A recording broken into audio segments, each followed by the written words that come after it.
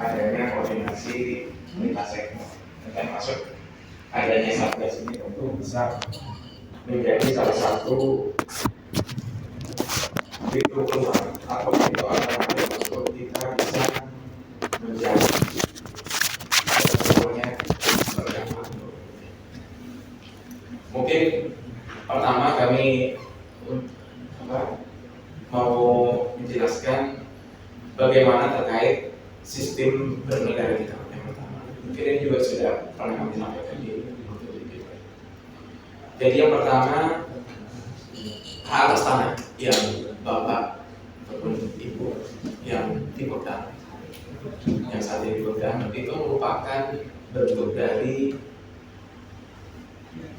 hak atau ranah dari penguasaan atau pemilikan. Jadi penguasaan yang Bapak lakukan warga dengan adanya sertifikat. Dan kemudian ada rezim yang lain yaitu terkait kalau ketika terkait penguasaan dan pemilikannya tanahnya. Jadi biar ada kepastian letak tanahnya di mana, kemudian yang punya siapa.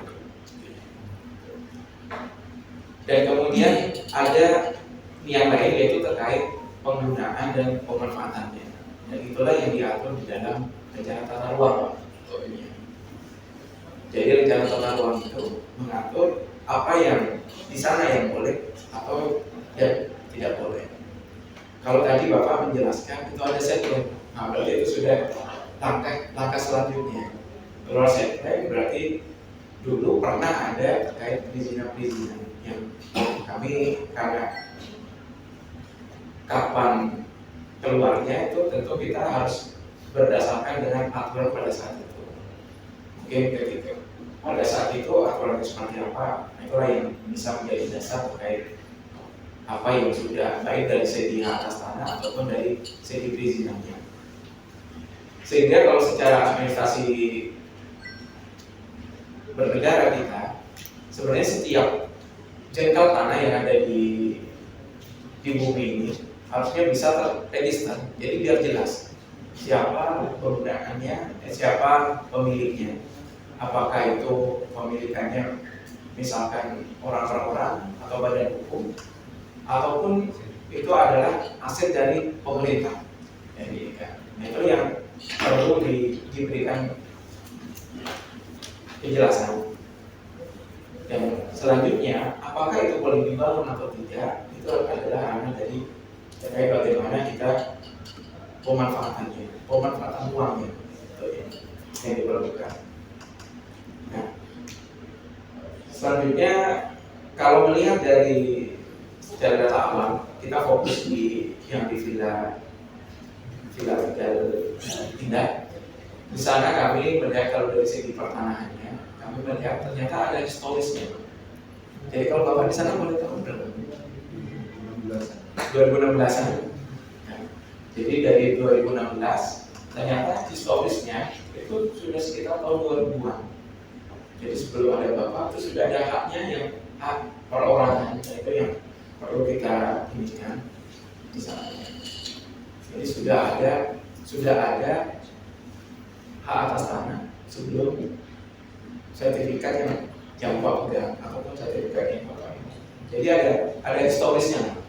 Dan tentu ketika keluar sertifikat atas tanah, maka ada terkait alasannya, misalkan apakah ada itu atau dan lainnya yang termasuk juga perizinan yang ada. Sehingga terkait yang ada di besar perlu kita lakukan telaah, perlu lakukan kajian lebih dalam lagi, baik dari mana yang atas tanahnya ataupun dari segi perizinannya seperti apa. Cuma kami yakin apa yang warga inginkan sebenarnya bagaimana banjir atau bencana yang terjadi ini tidak terjadi, ataupun kalau terjadi ya tidak ke rumah Bapak Ibu sekalian. Nah, itu yang bagaimana mungkin dari pemerintahan, pemerintah pusat atau pemerintah daerah kita bisa mencari solusinya. Apakah misalkan apakah dengan dibangunnya tanggul, apakah sudah bisa membuat itu tidak ini atau relokasi. Kalau misalkan tadi disebutkan, misalkan dibatalkan oleh sertifikat, ketika dibatalkan, yang pertama ketika untuk membatalkan sertifikat maka harus lewat pengadilan. Tentu ini akan panjang, mulai dari pengadilan negeri, kemudian pengadilan tinggi, pengadilan sampai kasasi, tentu akan banyak ininya sumber daya kita, waktu kita, tenaga kita yang harus dimiliki. Dan ketika Bapak dibatalkan berarti hak atas tanah Bapak. Jadi apa bentuknya Bapak di sana? Untuk klaimnya apa? Berarti hanya fisik saja. Nah, kalau misalkan memang ini mungkin opsi yang dua tadi. Yang pertama yaitu dengan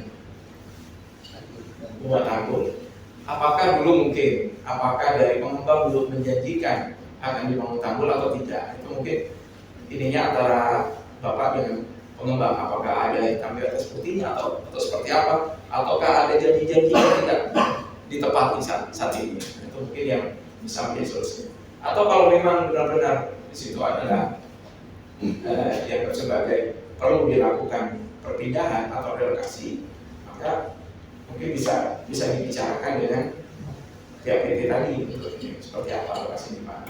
Dan mungkin selanjutnya kalau memang di sana di lokasi cukup rawan untuk terjadi ini, dengan ada lokasi dan cukup rawan, tentu dari pihak Satgas kita bisa melakukan analisa apakah di sana nanti bisa ditetapkan sebagai kawasan hijau atau seperti apa. Jadi itulah untuk ini sebagai ini ya solusi penyelesaiannya. Dan sekali lagi kami di BPN ya siap bersama-sama secara teknisnya, apalagi harus kita lihat secara yuridis dan secara fisiknya di lapangan seperti apa, sehingga di dalam melakukan pentelaahan kita bisa benar-benar bisa menghasilkan solusi biar semuanya berkeadilan.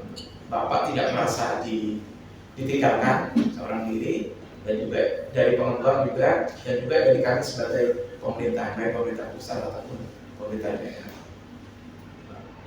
Dan kami siap kalau memang untuk kita berjalan bersama untuk melihat secara teknisnya, secara detail teknisnya bagaimana. Mungkin itu yang dari kami.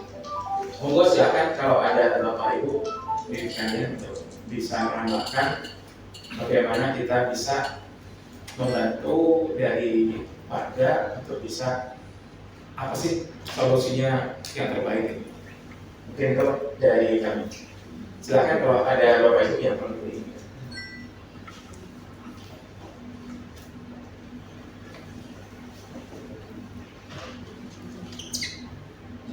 Oke, masalahnya itu kalau sekarang ini kan kelihatan itu ada sungai, tapi kalau kok bisa muncul sertifikat itu apakah sejarahnya itu tanah yang menjadi sungai itu dulunya ada yang memiliki sehingga bisa dibeli oleh pengembang atau karena kan itu bagiannya. Kalau yang di bagian selatan itu yang dulu di tanah misalnya mau coba karir itu ya yang di agak ke sini jalan itu memang tanah yang agak datar, yang blok A, blok B itu ya itu ditanami gitu. Tapi kalau yang bagian utara yang blok F itu kan sudah sangat miring, hampir nggak berada di sungai. Itu kok apakah dulu itu juga ada atas nama warga situ, meskipun hanya klaim kayak kemarin itu juga kita ada warga wilayah itu yang melarang seseorang motong pohon yang nganggur aku kan gitu. Dia kan potong wis kemarin tak itu ini tidak dipotong karena berada di sungai. Ya kayak gitu kan bisa terjadi di masyarakat kita.